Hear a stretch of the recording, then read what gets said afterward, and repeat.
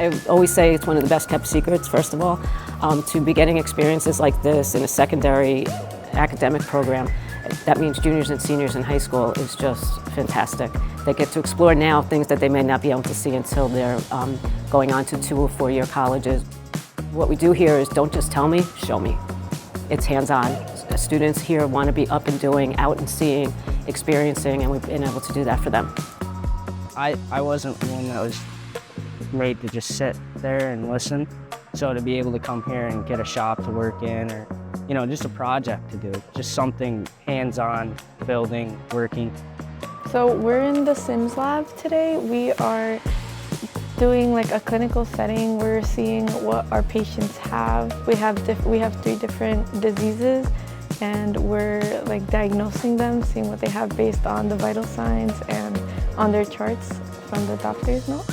First year when mainly juniors come in, and it's the law side. So it's ran just like a police academy. So they wear uniforms. It's yes sir, no sir. 2 days a week we do physical fitness.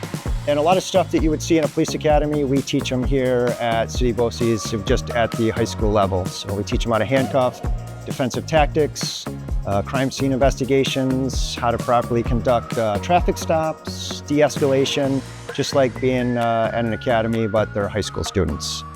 Not just welders, but machine shop equipment, fabrication equipment, tube notchers and menders. So we have the resources to really get them a broad range of opportunities, not just welding. I think, welding, obviously the main processes are very important, but employers want to, have students that can actually fabricate and build stuff, read a blueprint, use a saw, cut something out, sand it.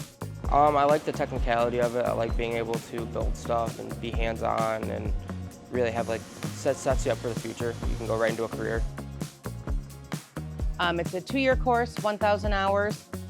We start first year normally manicure work, sectioning, some haircuts. Second year we get into the facials, more of the skin layers, color, chemical relaxers, a lot of chemicals, a lot of science through the whole 2 years. So we build houses in a development right now. We're doing a single-story ranch right now, but we do double-story, all sorts of stuff. Lots of experience. The demand is screaming high. My phone will ring off the hook every day, emails. In the community, it's a non-stop request for labor.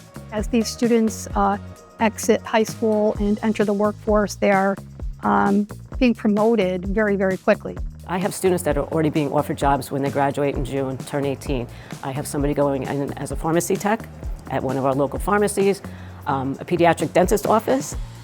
I'm going into the ironworkers. I recently just got accepted into the ironworkers apprenticeship program.